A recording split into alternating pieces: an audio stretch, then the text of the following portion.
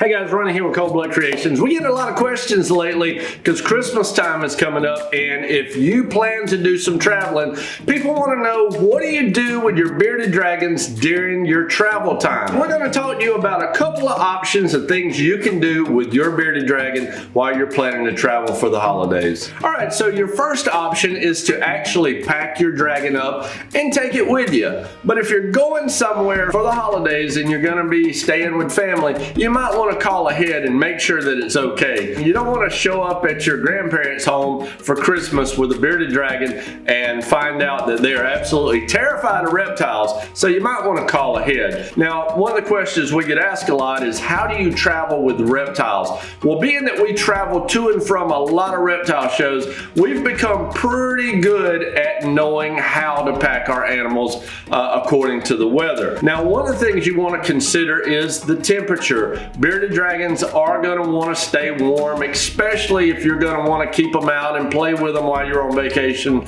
If you're going to want to feed them and that sort of thing, you're going to want to keep them warm. One of the things that we recommend using to keep dragons warm while in transit are these little Uni-Heat pads like this right here. Let's just say you have one bearded dragon, maybe it's a young, small bearded dragon, or maybe it's even a full-grown adult. You can really travel well with something like one of these little Rubbermaid tubs while the animal's in your vehicle, and you can simply use one of these Uni-Heats to keep the animal warm while you're in transit. These things here are good for about 40 hours, so I would highly recommend you figure out how long you're going to be gone and make sure you've got enough of these. I am going to warn you about one thing. There's a lot of people that say, well, I'll just buy the hand warmers from the sporting goods section of the big box stores, and those hand warmers get extremely hot, and if you're not careful, you can burn a reptile with them. So we absolutely recommend the Uni-Heat right here. If you don't know where to find these, we'll put a link down in the description. You can pick some of these up for your travel needs. As far as while you're in transit, just a simple little Sterilite tub like this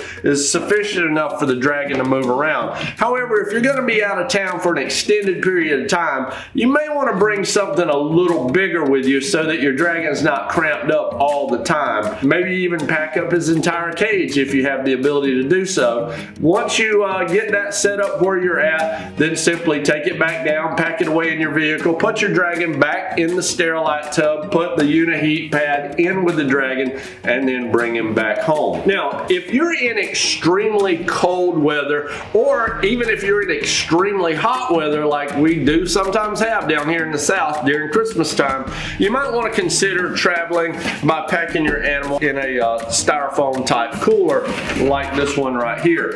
And all you have to do is just place your dragon into your Sterilite container and place the Sterilite container down inside the styrofoam pack or styrofoam box.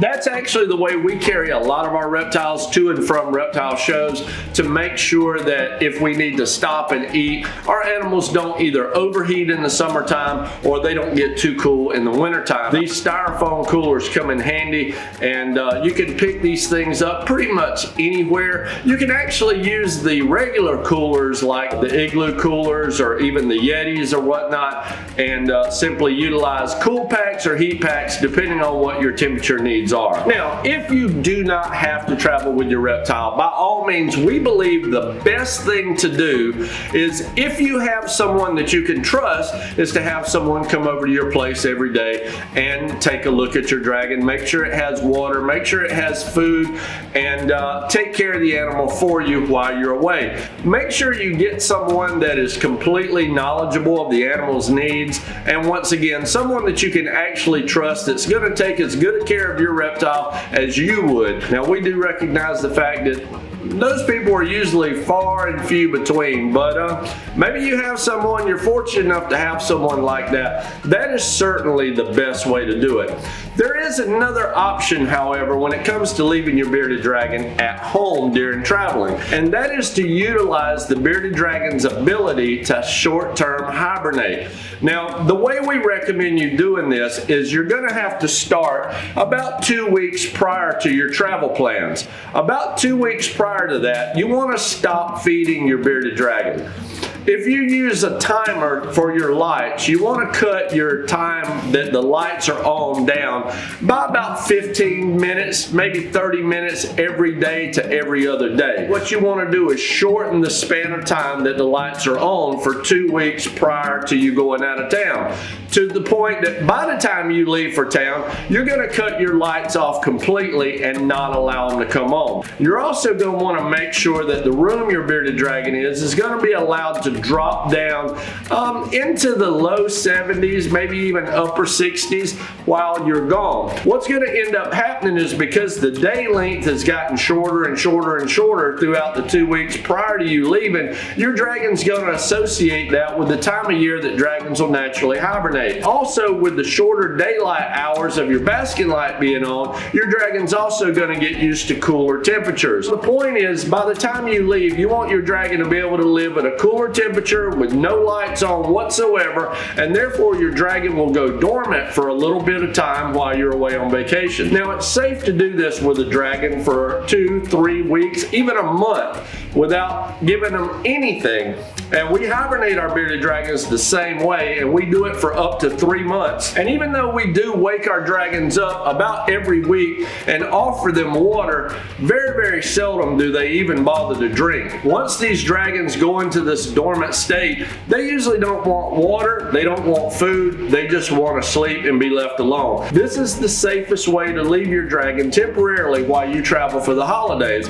But once again, be sure to allow yourself enough time for any food that is in the bearded dragon's gut to digest. That's the reason why we say don't feed them for 2 weeks before you leave, so that the dragon has the ability to empty out the stomach. You don't want them to actually hibernate with food in the stomach, because you don't want food to rot in their gut. This is the way we do things when we travel for extended periods of time. Many other bearded dragon breeders that we know and have talked to have done this successfully with their dragons as well, and this is absolutely, in our opinion, your best option. Although I will caution you about something, we do not hibernate baby bearded dragons, so if you have a baby bearded dragon, the option to let the dragon travel with you or have someone come over to your house to watch that dragon probably would be a better option for a baby than to try and hibernate them. Alright guys, we appreciate you watching this video. Hopefully we've given you something that will help you out through your holiday season with your bearded dragons. We do recognize there's going to be some people that are watching this video that are going to say, oh, it's horrible advice, we would never do that. And all I'm going to tell you is that we have done this successfully for a long period of time, so we know that these things do work. And those of you guys who don't want to do it that way, that's okay. Go ahead and give the video a thumbs down. After all, that's what you do.